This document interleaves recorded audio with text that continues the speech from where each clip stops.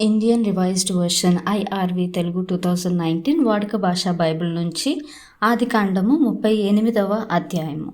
యూదా తామారు.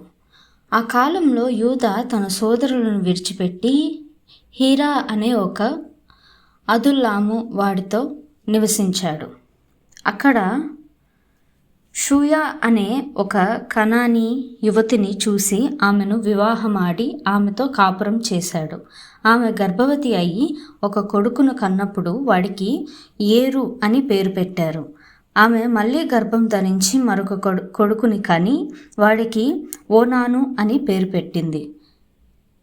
ఆమె మళ్ళీ గర్భం ధరించి మూడవ కొడుకుని కని వాడికి షేలా అని పేరు పెట్టింది. వారు ఖజీబులో ఉన్నప్పుడు ఆమె వాణ్ణి కన్నది. యూదా తన పెద్ద కొడుకు ఏరుకి తామారు అనే యువతిని పెళ్లి చేశాడు. యూదా జ్యేష్ఠ కుమారుడు ఏరు యెహోవా దృష్టికి దుష్టుడు కాబట్టి యెహోవా అతన్ని చంపాడు. అప్పుడు యూదా ఓనానుతో, నీ అన్న భార్య దగ్గరికి వెళ్ళి మరిది ధర్మం జరిగించి నీ అన్నకి సంతానం కలిగించు అని చెప్పాడు. ఓనాను ఆ సంతానం తనది కాబోదని తెలిసి ఆమెతో పండుకున్నప్పుడు తన అన్నకి సంతానం కలగకూడదని తన వీర్యాన్ని నేలపై విడిచాడు. అతడు చేసింది యెహోవా దృష్టికి చెడ్డది కాబట్టి ఆయన అతన్ని కూడా చంపాడు. అప్పుడు యూదా ఇతడు కూడా ఇతని అన్నలాగా చనిపోతాడేమో అని భయపడి, నా కుమారుడు షేలా పెద్దవాడయ్యే వరకు నీ తండ్రి ఇంట్లో విధవరాలుగా ఉండు అని తామారుతో చెప్పాడు. కాబట్టి తామారు వెళ్ళి తన తండ్రి ఇంట్లో నివసించాడు. చాలా రోజుల తర్వాత యూదా భార్య అయిన షూయా కూతురు చనిపోయింది.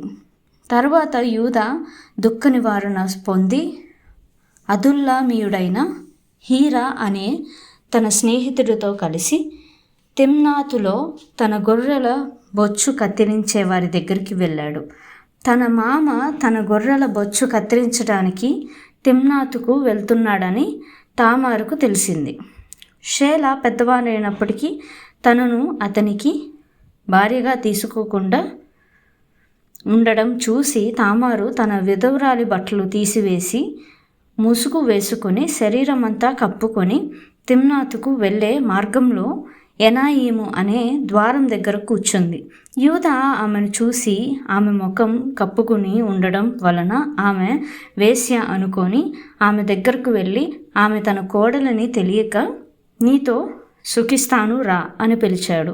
అందుకు ఆమె, నువ్వు నాతో సుఖించినందుకు నాకేమిస్తావు అని అడిగింది. అందుకు అతడు, నా మందలో నుండి ఒక మేకపిల్లను పంపుతాను అన్నాడు. ఆమె, అది పంపే వరకు ఏమైనా తాకట్టు పెడితే సరే అని అంది. అతడు, ఏమి తాకట్టు పెట్టమంటావు అని ఆమెను అడిగాడు. ఆమె, నీ ముద్ర, దాని దారం, నీ చేతికర్ర అని చెప్పింది. అతడు వాటిని ఆమెకిచ్చి ఆమెతో వెళ్ళాడు.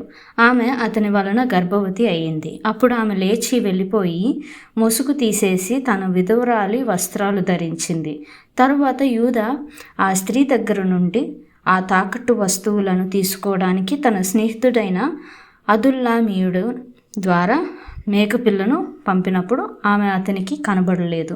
కాబట్టి అతడు ఆ మార్గంలో ఎనాయిము దగ్గర కనిపించిన ఆ వేశ్య ఎక్కడ ఉంది అని అక్కడ మనుషులను అడిగాడు. అయితే వారు, ఇక్కడ వేశ్య ఎవరు లేరు అని అతనికి చెప్పారు.